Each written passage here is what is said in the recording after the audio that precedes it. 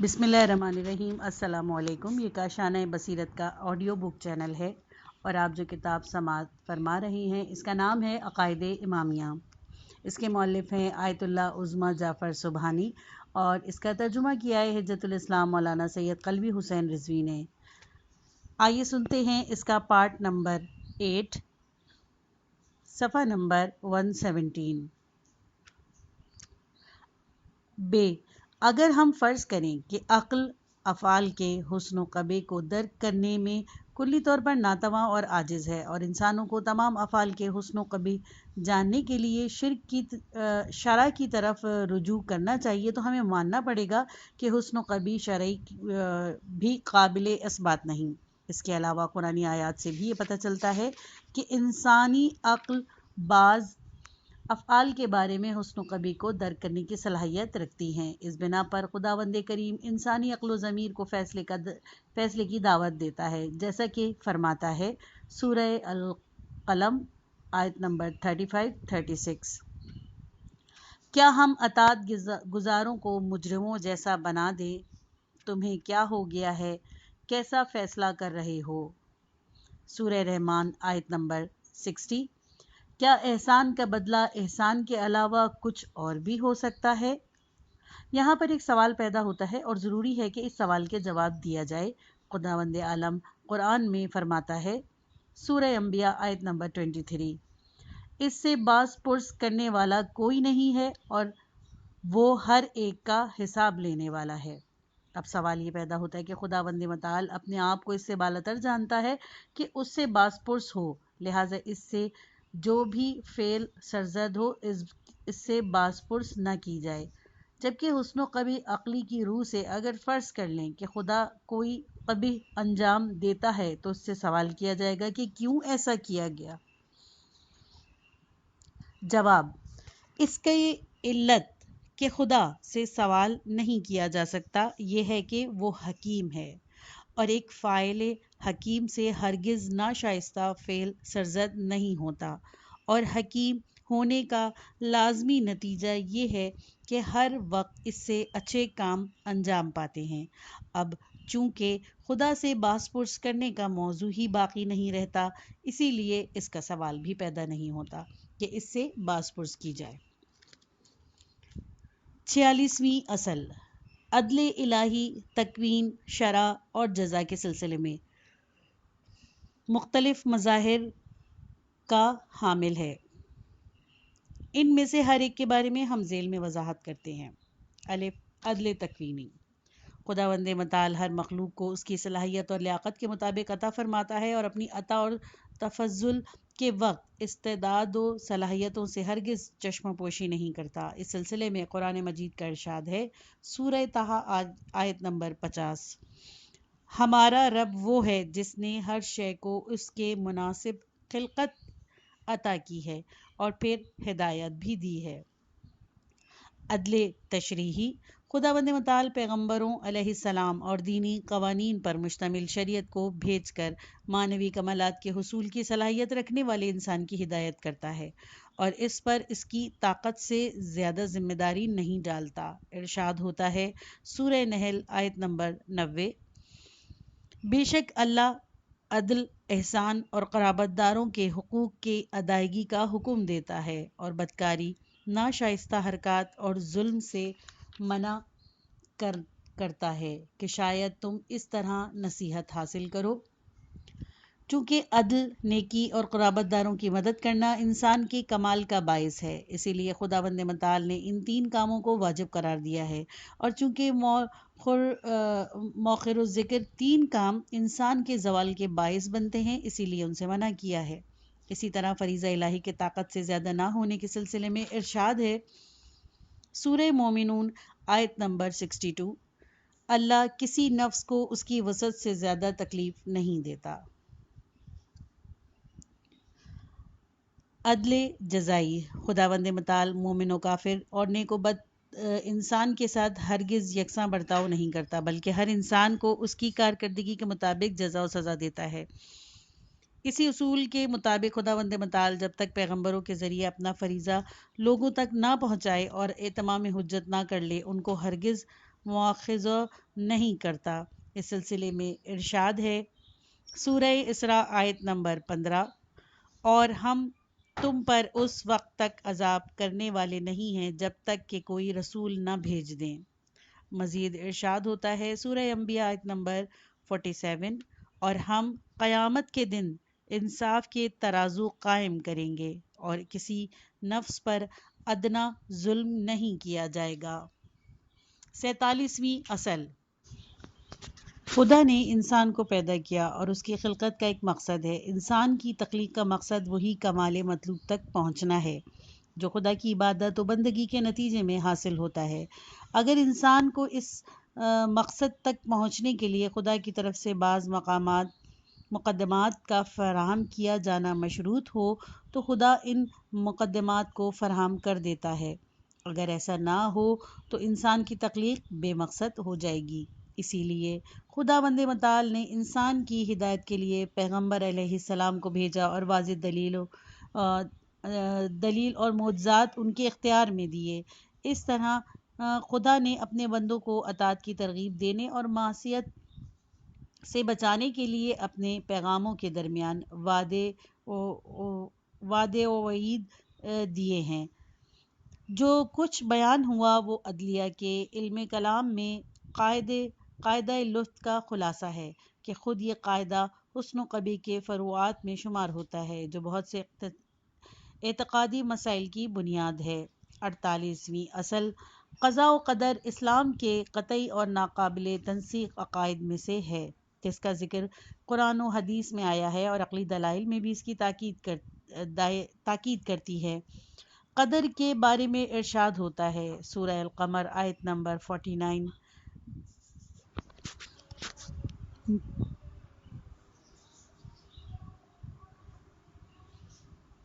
بے شک ہم نے ہر شے کو ایک اندازہ کے مطابق پیدا کیا ہے۔ مزید ارشاد ہے سورہ ہجر آیت نمبر 21، اگر کوئی شے ایسی نہیں ہے جس کے ہمارے پاس خزانے نہ ہوں اور ہم ہر شے کو ایک معین مقدار میں ہی نازل کرتے ہیں۔ قضا کے بارے میں یوں ارشاد ہوا ہے سورہ بقرہ آیت نمبر 117، اور جب خدا کسی امر کا فیصلہ کرتا ہے تو صرف کن یعنی ہو جاؤ کہتا ہے اور وہ چیز ہو جاتی ہے۔ مزید فرماتا ہے سورہ انعام آیت نمبر 2، وہ خدا ہے جس نے تم کو مٹی سے پیدا کیا ہے پھر ایک مدت کا فیصلہ کیا ہے۔ ان آیات اور اس کے بارے میں موجود متعدد روایات کی پیش نظر کوئی بھی مسلمان قضاء و قدر سے انکار نہیں کر سکتا۔ اس مسئلے کی جزیات کی وضاحت ضروری نہیں ہے، خاص کر ان افراد کے لیے جو ایسے مسائل کو درک کرنے یا سمجھنے کی صلاحیت و قدرت نہیں رکھتے، کیونکہ ممکن ہے کہ ایسے افراد اپنے عقیدے کے بارے میں غلط فہمی اور شک و تردید سے دوچار ہو جائیں گے۔ اسی وجہ سے امیر المومنین حضرت علی علیہ السلام ایسے طبقے سے مخاطب ہوتے ہوئے فرماتے ہیں، نہج البلاغہ کلمات قصار 287، یہ ایک تاریک راستہ ہے، اس پر نہ چلیے، یہ ایک عمیق سمندر ہے، اس میں نہ کودیے، یہ ایک سر الہی ہے، اس کو کشف کرنے کے لیے اپنے آپ کو تکلیف میں نہ ڈالیے۔ لیکن امام علیہ السلام کا یہ اتباع صرف ان لوگوں کے لیے ہے جو اس قسم کی باریک معارف کو سمجھنے اور درک کرنے کی طاقت اور صلاحیت نہیں رکھتے، تاکہ اس قسم کی بحث ایسے لوگوں کے لیے گمراہی کا باعث نہ بنے۔ اس مطلب کی دلیل یہ ہے کہ کئی دوسرے موقع پر خود امیر المومنین علیہ السلام نے قضاء و قدر کے بارے میں تفصیلاً وضاحت فرمائی ہے۔ توحید صدوق باب 60، حدیث نمبر 28، نہج البلاغہ کلمات قصار 88۔ لہٰذا ہم بھی اپنی معرفت کی حدود میں قرآن مجید اور روایت سے استفادہ کر کے عقل کی مدد سے اس سلسلے میں چند توضیحات بیان کرتے ہیں۔ 49ویں اصل، لغت میں قدر اندازہ و مقدار کے معنی میں ہے اور قضا حتمیت و قطعیت کے معنی میں ہے۔ مقاییس اللغت جلد 5 صفحہ نمبر 63 93 مفردات راغب مادہ قدر و قضا۔ 8ویں امام حضرت علی ابن موسی رضا علیہ السلام قضا و قدر کی تفسیر کرتے ہوئے فرماتے ہیں، قدر کے معنی کسی چیز کا بقا و فنا کے لحاظ سے اندازہ کرنا ہے، اور قضا کسی چیز کی قطعیت تو حقیقت حاصل ہونا ہے۔ کافی 158/1۔ اب جب کہ ان دو کلمات کے معنی معلوم ہوئے اور ہم نے جان لیا کہ چیزوں کا اندازہ کرنا قدر ہے اور اس کی قطعیت یعنی واقع ہونے کو قضا کہتے ہیں، اب ہم ان دو کلموں کے اصطلاحی معنی کی تفصیل بیان کرتے ہیں۔ قدر کی تفسیر۔ مخلوقات میں سے ہر ایک شے اس لحاظ سے کہ ممکن الوجود اپنے وجود کی ایک خاص حد اور خاص اندازہ رکھتی ہے، مثلا جمادات کے ایک طریقے سے اندازہ گیری ہوتی ہے اور نباتات اور حیوانات کی دوسرے طریقے سے۔ اس کے علاوہ چونکہ ہر اندازہ شدہ شے مخلوق خدا ہے، اسی لیے قدرتی طور پر یہ تقدیر یا اندازہ گیری بھی تقدیر الہی ہوگی۔ ساتھ ہی یہ مقدار اور اندازہ چونکہ فعل خداوند متعال ہے، اسی لیے اسے تقدیر و قدر فعلی کہا جاتا ہے، اور اس لحاظ سے کہ خداوندہ اس کی تخلیق سے پہلے اس سے آگاہ رہا ہے، اسی لیے یہ تقدیر و قدر فعلی ہوگی۔ حقیقت میں قدر کا عقیدہ اشیاء کی خصوصیت کے لحاظ سے خداوند متعال کی خالقیت کا عقیدہ ہے، اور اس تقدیر فعلی کی بنیاد خداوند عالم کا علم ازلی ہے۔ نتیجے کے طور پر قدر علمی کا عقیدہ اور حقیقت اس کے علم کا ازلی کا عقیدہ ہے۔ قضا کی تفسیر۔ جیسے کہ ہم نے بیان کیا، قضا کے معنی ہے کسی شے کے وجود کی قطعیت ہے، یعنی بے شک ہر شے کی وجود کی قطعیت نظام علت و معلول کی بنیاد پر ہے، اس شے کی علت تام کے متحقق ہونے کے سبب ہے، اور چونکہ نظام علت و معلول خداوند متعال پر تمام ہوتا ہے، اسی لیے حقیقت میں ہر شے کی قطعیت خدا کی قدرت اور مشیت پر مبنی ہے۔ یہ قضائے الہی فعل و تخلیق کے مقام پر ہے، اور اس حتمیت کے سلسلے میں خدا کے علم ازلی دراصل اس کی قضائے ذاتی ہے۔ جو کچھ بیان ہوا وہ خدا کی تکوینی قضا و قدر سے مربوط ہے، چاہے وہ ذاتی ہو یا فعلی، لیکن بعض اوقات قضا و قدر عالم شریعت سے مربوط ہوتا ہے، اس لحاظ سے کہ دراصل شریعت اور فریضہ الہی قضا الہی ہے، اسی لیے اس کی حالت و خصوصیت جیسے واجب و حرام وغیرہ بھی تقدیر شرعی الہی ہے۔ امیر المومنین حضرت علی علیہ السلام سے ایک شخص نے حقیقت قضا و قدر کے بارے میں سوال کیا۔ مولا علی علیہ السلام نے اس کے جواب میں قضا و قدر کے مذکورہ مرحلے کی وضاحت یوں فرمائی: قضا و قدر کا مقصد اطاعت امر اور معصیت سے نہیں، نیک کام انجام دینے اور ناشائستہ اور ناپسند کام کو ترک کرنے کے لیے انسان کی تقویت کرنا ہے، اور اسے ترغیب دینا، انسان کو قرب الہی حاصل کرنے کی توفیق بخشنا اور گناہگار کو اپنے حال پر چھوڑنا، اور وعدہ و وعید ہے۔ یہ ہمارے افعال میں خداوند متعال کی قضا و قدر ہے۔ توحید صدوق صفحہ نمبر 380۔ یہاں پر امیر المومنین علیہ السلام نے سائل کے جواب میں فقط شرعی قضا و قدر کی وضاحت پر اکتفا کیا ہے۔ شاید اس کی علت یہ ہو کہ مولا علی علیہ السلام نے سائل یا حضار مجلس کی سطح فکری کی رعایت فرمائی ہو، کیونکہ اس زمانے میں قضا و قدر تکوینی اور نتیجے میں انسان کے افعال قضا و قدر کے قلمرو میں قرار پانے کے جبر اور سلب اختیار سے تعبیر کیا جاتا تھا۔ اس امر کی دلیل حضرت علی علیہ السلام کی اس حدیث کا آخری حصہ ہے کہ ارشاد فرماتے ہیں: اس کے علاوہ کسی اور قسم کا گمان نہ کرنا، کیونکہ اس قسم کا گمان اعمال کے ضائع ہونے کا باعث بن جاتا ہے۔ مقصد یہ کہ انسان کے اعمال کی قدر و قیمت اس پر ہے کہ اس کے اعمال کی بنیاد اس کے مختار ہونے پر ہے۔ اگر اعمال میں جبر فرض کر لیں تو یہ قدر و قیمت ختم ہو جاتی ہے۔ نتیجے کے طور پر قضاء و قدر بعض اوقات تکوینی ہے اور بعض اوقات شرعی، اور یہ دونوں قسم بھی دو مرحلوں پر مشتمل ہیں، ذاتی یعنی کہ علمی اور فعلی۔ 50ویں اصل، انسان کے افعال میں اختیار و آزادی سے قضاء و قدر کا کوئی ٹکراؤ نہیں ہے، کیونکہ انسان کے بارے میں تقدیر الہی اس کی وہی مخصوص فعالیت ہے، یعنی وہ ایک فاعل مختار و صاحب ارادہ ہے، اور ہر کام کا انجام دینا یا اسے ترک کرنا اس کے اختیار میں ہے۔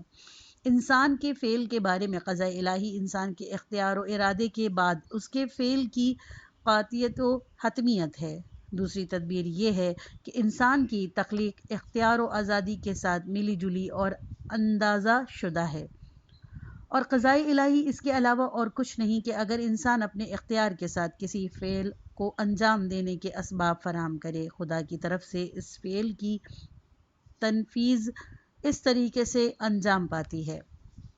بعض افراد اپنے گناہوں کو تقدیر الہی کی پیداوار سمجھتے ہیں اور تصور کرتے ہیں کہ جس راہ پر وہ چلے ہیں اس کے علاوہ کوئی اور طریقہ ان کے اختیار میں نہ تھا، جبکہ عقل وحی کی روح سے اس طرح کے تصور کی مذمت کی گئی، کیونکہ عقل کی روح سے انسان اپنے ارادے سے اپنی قسمت کا فیصلہ کرتا ہے، اور شرع کی نظر میں بھی وہ ایک شکر گزار اور نیک کردار یا کافر و بد کردار ہو سکتا ہے، جیسا کہ ارشاد باری تعالیٰ ہے انسان، سورہ انسان آیت نمبر 3، یقیناً ہم نے اسے راستے کی ہدایت دے دی ہے، چاہے وہ شکر گزار ہو جائے یا کفران نعمت کرنے والا ہو جائے۔ پیغمبر اسلام صلی اللہ علیہ وآلہ وسلم کے زمانے میں بت پرستوں کا ایک گروہ اپنی گمراہی کے بعد مشیت الہی کو سمجھتا تھا اور کہتا تھا کہ اگر مشیت الہی نہ ہوتی تو ہم بت پرست نہ ہوتے۔ قرآن مجید نے اس کے تصور کے بارے میں یوں ارشاد فرمایا، سورہ نام آیت نمبر 148، ان قریب یہ مشرکین کہیں گے کہ اگر خدا چاہتا تو نہ ہم مشرک ہوتے، نہ ہمارے باپ دادا، اور نہ ہم کسی چیز کو حرام قرار دیتے۔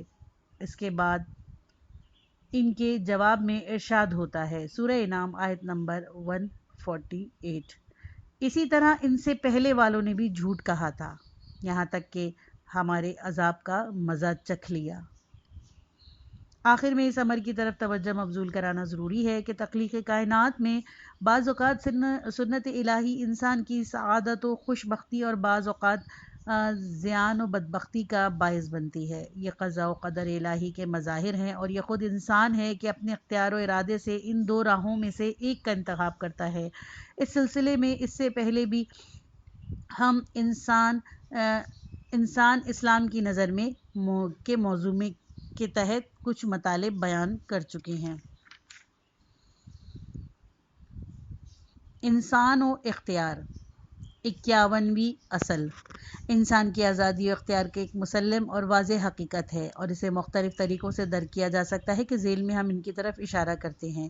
الف، ہر انسان کا ضمیر و وجدان اس کے امر کی گواہی دیتا ہے کہ وہ کسی بھی فعل کو انجام دینے یا ترک کرنے میں سے کسی ایک کو انتخاب کر سکتا ہے۔ اگر کوئی شخص اس واضح اور مسلم ادراک کے بارے میں شک و شبہ کرے تو اسے کسی بھی بدیہی اور واضح حقیقت کو قبول نہیں کرنا چاہیے۔ ب، انسانی معاشرے میں مختلف افراد کے سلسلے میں کی جانے والی تعریف و تمجید یا ملامت و مذمت، دینی یا غیر دینی، اس بات کی دلیل ہے کہ تعریف یا مذمت کرنے والا شخص فاعل کو اس کے افعال میں مختار جانتا ہے۔ ج، اگر انسان کی آزادی و اختیار کی حقیقت کو نظر انداز کیا جائے تو شریعت کا نظام بھی بیہودہ و بے ثمر ہوگا، کیونکہ اگر انسان اس امر پر ناچار ہو کر اسی راہ پر چلے جو اس کے لیے قبل از وقت معین ہو چکی ہے اور اس سے ذرہ برابر تجاویز اور خلاف ورزی نہیں کر سکتا، تو اس صورت میں امر و نہی، وعد و عید اور جزا و سزا سب بے معنی ہو کر رہ جائیں گے اور ان کی کوئی وقت نہیں ہوگی۔ دال، پوری دنیا میں ہمیں ایسے انسان ملتے ہیں جنہوں نے انفرادی اور اجتماعی طور پر انسانی معاشرے کی اصلاح کے لیے اور جد و جہد کی اور ان کے نتائج بھی حاصل کیے ہیں۔ ظاہر ہے کہ یہ امر انسان کے مجبور ہونے کے ساتھ ساتھ موافقت نہیں رکھتا، کیونکہ جبر کا مفروضہ ہے سے یہ ساری جد و جہد بیہودہ اور بیکار ہوں گی۔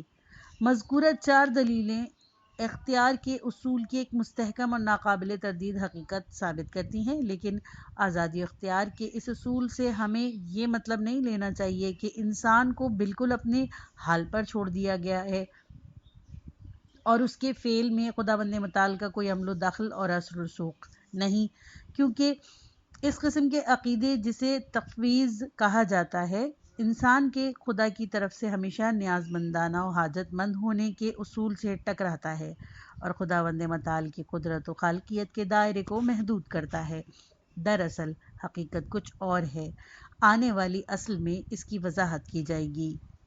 52ویں اصل، پیغمبر اسلام صلی اللہ علیہ وآلہ وسلم کی رحلت کے بعد جو مسائل مسلمانوں کے درمیان زیر بحث آئے ان میں انسان سے صادر ہونے والے افعال کی حالت و حقائق کا مسئلہ بھی تھا۔ ایک گروہ نے جبر کے عقیدے کو انتخاب کر کے انسان کو ایک مجبور فاعل سمجھا تھا اور دوسرا گروہ اس کے برعکس عقیدہ رکھتا تھا اور تصور کیا گیا کہ انسان اپنے افعال کی انجام دہی میں بالکل آزاد و مختار ہے اور اس کا کام میں خداوند متعال کا کوئی عمل و دخل نہیں ہے۔ حقیقت میں یہ دونوں گروہ یہ تصور کرتے تھے کہ فعل یا فقط انسان سے مربوط ہونا چاہیے یا خدا سے، یعنی یا انسان کی قدرت فعل میں مؤثر ہوگی یا خدا کی قدرت، جبکہ یہاں پر ایک تیسرا راستہ بھی موجود ہے جس کی طرف ہمارے معصوم امام علیہ السلام نے رہنمائی فرمائی۔ حضرت امام جعفر صادق علیہ السلام اس سلسلے میں فرماتے ہیں، نہ جبر ہے اور نہ تفویض، بلکہ ان دو امور کے درمیان ایک تیسری چیز ہے۔ توحید صدوق باب 59 حدیث 8، یعنی فعل انسان سے مربوط ہونے کے ساتھ ساتھ خدا سے بھی وابستہ ہے، کیونکہ فعل اور فاعل سے صادر ہوتا ہے، ساتھ ہی فاعل اور اس کی طاقت مخلوق خدا بھی ہے، تو یہ کیسے ممکن ہو سکتا ہے کہ فعل کو خدا سے جدا کر دیا جائے؟ انسان کے فعل کی حقیقت بیان کرنے میں اہل بیت علیہ السلام کا شیوہ وہی ہے جو قرآن مجید میں بیان ہو چکا ہے۔ یہ کتاب الہی ایک فعل کو انسان سے نسبت دینے کے ساتھ ساتھ اسے خدا سے بھی منسوب کرتی ہے، یعنی دونوں صورتوں میں کو ایک ساتھ ہی قبول کرتی ہے، جیسے کہ ارشاد ہوتا ہے سورہ انفال آیت نمبر 17، اور پیغمبر صلی اللہ علیہ وآلہ وسلم جس وقت آپ نے سنگریزے پھینکے، آپ صلی اللہ علیہ وآلہ وسلم نے سنگریزے نہیں پھینکے بلکہ خدا نے پھینکے۔ اس کا مطلب یہ ہے کہ جب پیغمبر اکرم صلی اللہ علیہ وآلہ وسلم نے کوئی کام انجام دیا تو اپنی مستقل طاقت سے انجام نہیں دیا بلکہ خدا کی طاقت سے انجام دیا ہے، اسی لیے یہ دونوں نسبتیں صحیح اور درست ہیں۔ دوسرے الفاظ میں ہر مخلوق میں خدا کی قدرت ویسے ہی دخیل ہے جیسے بجلی کے تار میں بجلی کا کرنٹ، جس کا سر چشمہ بجلی گھر ہوتا ہے لیکن بٹن ہم دباتے ہیں تب بجلی کا بلب روشن ہوتا ہے۔ بس اگر ہم یہ کہیں کہ کہیں بجلی کا بلب کو ہم نے روشن کیا ہے تو صحیح ہے، اور یہ بھی صحیح ہے اگر کہا جائے کہ بجلی کے بلب کی روشنی برقی رو سے وجود میں آئی۔ 53ویں اصل، ہم انسان کے اختیار و آزادی کا عقیدہ رکھنے کے ساتھ ساتھ اس امر کا بھی اعتقاد رکھتے ہیں کہ خداوند متعال ازل سے ہمارے افعال سے آگاہ ہے اور یہ دو عقائد آپس میں کسی صورت میں بھی ٹکراؤ نہیں رکھتے۔ دوسرے الفاظ میں علم الہی جس طرح انسان سے فعل صادر ہونے کے اصول سے مربوط ہے، اسی طرح اس سے فعل صادر ہونے کی کیفیت یعنی اختیار و انتخاب سے بھی تعلق رکھتا ہے۔ ایسا علم ازلی نہ فقط انسان کے اختیار و آزادی سے منافات نہیں رکھتا بلکہ اسے استحکام و پائیداری بخشتا ہے، کیونکہ اگر انسان سے فعل اختیاری طور پر صادر نہ ہو تو اس صورت میں علم خدا کا مظاہر نہیں ہوگا۔ علم کی حقیقت نمائی یہی ہے کہ جس چیز سے وہ تعلق رکھتا ہے وہی واقعہ ہو جائے۔ لہٰذا اگر علم الہی کا تعلق اس سے ہو کہ انسان کا فعل اختیاری صورت میں اس سے صادر ہو جائے، یعنی انسان آزادی کے ساتھ اس عمل کو انجام دے، تو اس صورت میں فعل اسی خصوصیت کے ساتھ وقوع پذیر ہونا چاہیے، نہ کہ اضطرار و جبر کے ساتھ۔ پانچواں حصہ کلیات عقائد نبوت عامہ، ضرورت نبوت کے دلائل۔ 54ویں اصل، خداوند حکیم نے بلند مرتبہ شخصیتوں کو بشر کی ہدایت اور رہنمائی کے لیے اپنے پیغام کے ساتھ بھیجا۔ یہ وہی پیغمبر اور رسول ہیں جو خدا کی طرف سے بندوں کے لیے فیض و ہدایت کا وسیلہ اور ذریعہ ہیں۔ انسان میں اس فیض و برکت سے استفادے کی لیاقت پیدا ہونے کی ابتدائی ایام سے ہی خدا کی طرف سے یہ فضل و کرم نازل ہوتا رہا ہے، اور یہ سلسلہ ختمی مرتبت پیغمبر اسلام صلی اللہ علیہ وآلہ وسلم کے زمانے تک جاری رہا۔ یہ امر مسلم ہے کہ ہر پیغمبر کا دین اس کے زمانے امت کے مطابق مکمل ترین دین تھا، اور اگر فیض الہی کا یہ سلسلہ جاری نہ رہتا تو انسان ہرگز اپنی ارتقائی منازل تک نہیں پہنچ سکتا تھا۔